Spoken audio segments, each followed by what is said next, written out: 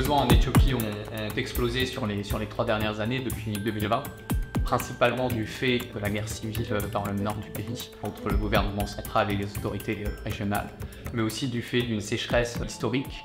Des endroits en Éthiopie, il n'a pas plu pendant 3 ans. C'est un pays très compliqué, vulnérable à beaucoup d'aléas climatiques, de catastrophes naturelles, mais aussi de beaucoup de tensions locales. On compte en ce moment autour de 28 millions de personnes ont besoin urgent d'aide humanitaire dans le pays. C'est entre 2 ou 3 Belgiques. Et on a 20 millions de personnes qui sont en besoin urgent d'aide alimentaire. Pour un pays de un peu plus de 100 000 habitants, c'est presque un Éthiopien sur 5 qui a besoin urgent d'aide alimentaire. Et un quart des Éthiopiens donc, qui seront en besoin d'aide humanitaire urgente. L'Éthiopie est un très grand pays, c'est à peu près 2 fois la France. Et surtout, c'est un pays qui a une très forte diversité géologique, climatique. On a de la très haute montagne, des volcans, des zones désertiques, on a des forêts tropicales. Donc c'est un pays où parfois il peut être très compliqué d'intervenir parce qu'il y a des zones qui sont très éloignées, qui sont difficiles d'accès. C'est aussi pour ça qu'on a besoin d'aide et que parfois la capacité de réponse en Éthiopie se heurte à l'administratif humanitaire et à la capacité de lever des fonds à temps pour pouvoir réagir dans les premiers jours et dans des zones qui sont aussi très difficiles d'accès avec une logistique très particulière. On tente d'aider le système de santé et d'aider à la relève du système de santé dans les zones qui ont été affectées par des conflits.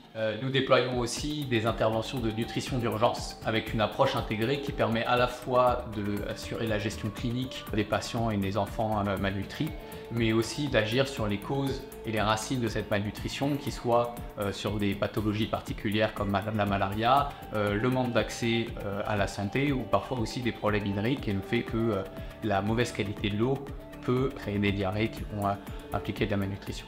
Donc l'idée c'est d'avoir une approche qu'on appelle approche intégrée chez Première Urgence pour pouvoir prendre ce problème à la racine et dans nos interventions d'urgence, pas seulement traiter les symptômes, mais aussi avoir un impact choc sur les racines de ces morbidités. Alors nos interventions sont principalement financées par des bailleurs institutionnels et soutenir un système de santé, bien entendu, ça coûte de l'argent, mais tout le monde peut avoir un impact. L'impact du fonds d'urgence et des donations individuelles, c'est premièrement d'offrir la capacité d'être là dans les premiers jours. Pour obtenir les fonds institutionnels, ce sont des démarches qui peuvent prendre un peu de temps et donc qui nous limitent aux premiers jours d'une crise. Un fonds d'urgence financé par des donations individuelles nous permet d'être là avec nos équipes dès les premiers jours. Deuxièmement, tous les petits fonds peuvent servir à décupler l'action qui est déjà mise en œuvre. Autre impact important de l'aide individuelle et de ce fonds d'urgence, c'est en nous permettant d'être dès les premiers jours dans une zone, ça nous permet nous-mêmes de faire du plaidoyer et de montrer les besoins.